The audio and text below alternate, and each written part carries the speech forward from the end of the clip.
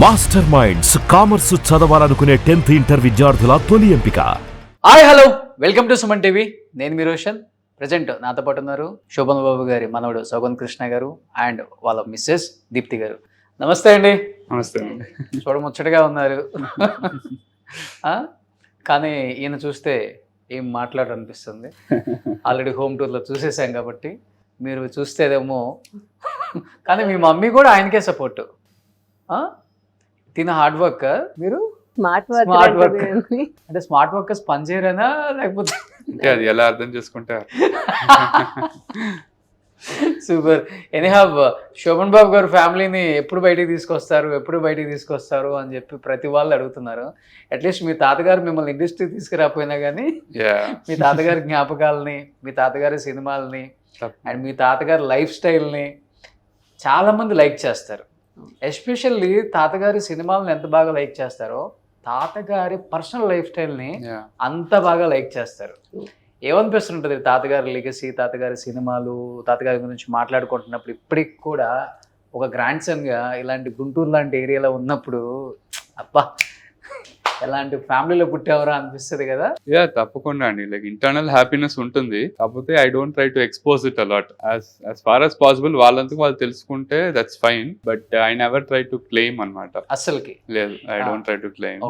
అంటే I feel like okay fine, తెలుసుకుంటే okay వాళ్ళు పలానా వాళ్ళ గ్రాండ్ సన్ మీరు అని అడిగితే ఇంటర్నల్ హ్యాపీనెస్ ఉంటుంది obviously, but I always will have love and respect towards him. Like it's not like I need to actually express it, but internally that feeling is always there. Basically. So ఆయన blessings కూడా ఎప్పుడు ఉంటాయి తప్పకుండా.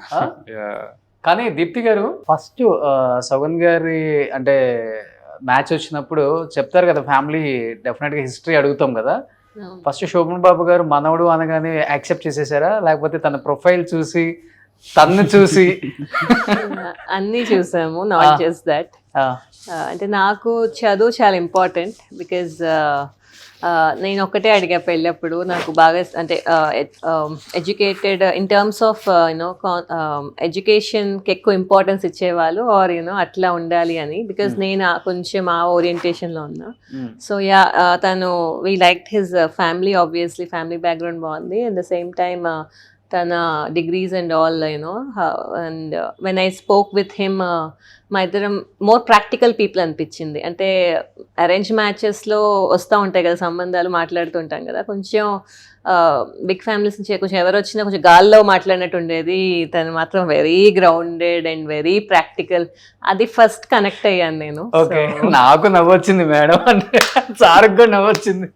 నిజంగా నేను కొంతమందిని చూశాను, big families అంటే గాల్లో మాటలే ఉంటాయి. ఎగ్జాక్ట్లీ, రియాలిటీకి చాలా డిఫరెన్స్ ఉంటుంది. అది వెళ్ళిపోయిన తర్వాత అంటే అక్కడికి వచ్చిన తర్వాత తెలుస్తుంది. ఎగ్జాక్ట్లీ, గ్రేట్ అండి.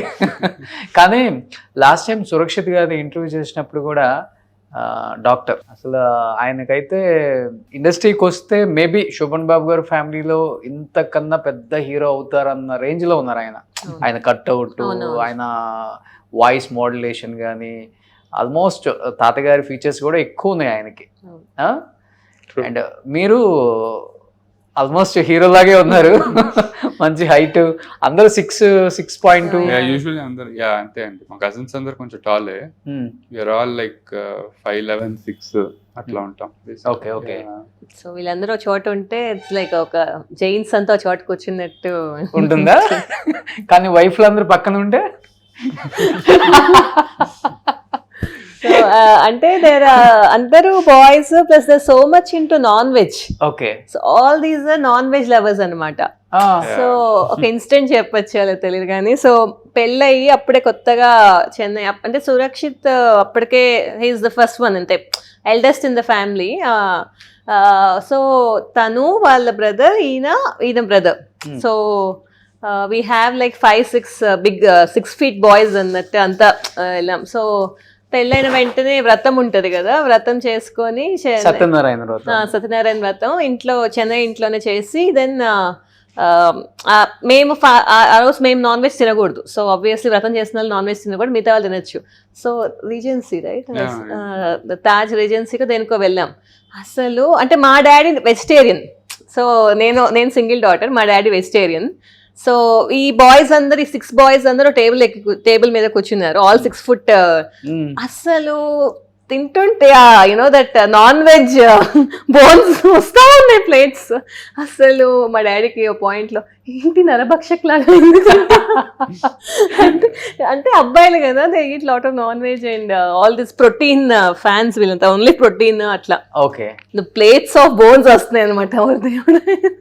సో అదే that is my first outing with the family పెళ్ళయ్యాక. సో అసలు ఇంకా ఆ రోజు అర్థమైంది, ఓకే సో జైన్స్ లాగా ఉన్నారు, not just the looks and also. కానీ శోభన్ బాబు గారు అంత నాన్ వెజ్ తినరని నేను విన్నాను. అంటే హీఈస్ వెరీ డయట్ కాన్షియస్ అండి. ఆయన లైక్ ఈవెన్ పోస్ట్ రిటైర్మెంట్ అంటే ఫిల్మ్ ఇండస్ట్రీ నుంచి బయటకు వచ్చిన తర్వాత కూడా like very I would say disciplined way, అంటే ఒక ఫిక్స్డ్ మెనూ ఉంటుంది. ఓకే, సో అంటే మనం ఈ జనరేషన్ లో we're all into so much of like only vegan అని బట్ ఆ తరం అంత ఉండేది కాదు కదా. But even in those days strict గా ఒక 2 ఇడ్లీలు, ఒక గ్లాస్ పాలు ఇట్లానే ఉండేది యాక్చువల్ గా. So in terms of diet and discipline he continued after he came out from the industry also he continued it. And అది మాకు ఎక్కువ చెప్తా ఉండేవాళ్ళు, like whenever we used to meet him, like health is wealth ani, so all these importance about health and fitness ani chepta undevall actually. Okay, yeah, so ade like he was very ade what all he used to do like during the shooting days, apudante obviously he has to maintain fitness, exercise and all of it. After that also he continued that. Okay. And ingokati kuda aina cinema వాళ్ళని family వాళ్ళని mix చేయరు కదా అసలు. Like ఈ always 2 different world's లా పెట్టేవాళ్ళు actual గా. Okay, so almost like ఇప్పుడు ఒక మన 9 to 5 జాబ్ చేసినట్టే.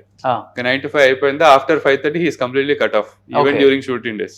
మరి మస్తు రోజు షూటింగ్ అప్పుడే ఇంట్లో డిస్కషన్స్ కూడా ఉండవు. ఈ రోజు ఈ హీరోయిన్ తో, వాణిశ్రీతో, లేకపోతే సావిత్రితో, లేకపోతే శారదతో లేదు. అంటే అది ఆయన సబ్ కాన్షియస్ గా ఆయన లైక్ అనుకుని తీసుకున్న డెసిషన్. ఓకే, ఫ్యామిలీని he wanted to keep them away from film industry. Okay, ఒక విధంగా I consider that also as a blessing. Okay, so మేమందరూ ఈ రోజు ఇంత గ్రౌండెడ్ గా ఇంత రియాలిటీలో ఉంటున్నామంటే that is the reason. Okay, probably మమ్మల్ని చిన్నప్పుడే ఫిల్మ్ ఇండస్ట్రీలో ఎక్స్పోజ్ చేస్తుంటే మాకు ఈ మైండ్ సెట్ ఉండేది కూడా కాదు వాస్తవానికి. So in a way we're happy we're doing.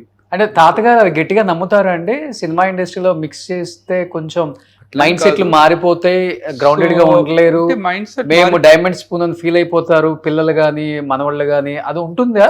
అంటే ఒక ఫియర్ ఏముండేదంటే లైక్ ఆయన ఫిల్మ్ ఇండస్ట్రీలో స్టార్ట్ అయిన టైం వేరు, మేము ఇన్ కేస్ స్టార్ట్ అయ్యి ఉంటే ఆ టైం వేరు అని. ఎగ్జాక్ట్లీ. సో మేము ఇన్ కేస్ స్టార్ట్ అయ్యి ఉంటే ప్రాబ్లీ 90s ఎర్లీ 2000s అట్లా అయ్యి ఉంటుంది. బట్ ఆ టైంలో ఆయనకు ఉండే అంటే ఆయనకు వచ్చే ఇన్ఫర్మేషన్, ఆయనకు వచ్చే నాలెడ్జ్ బట్టి he decided that ఇప్పుడుండే youngsters, I mean at least నా ఫ్యామిలీ వాళ్ళు they should not get into it and in the fear that ఏమన్నా like drugs అని they go in different routes and so అంటే he wanted like all of us to be like taking whatever professions we are but staying away from the industry.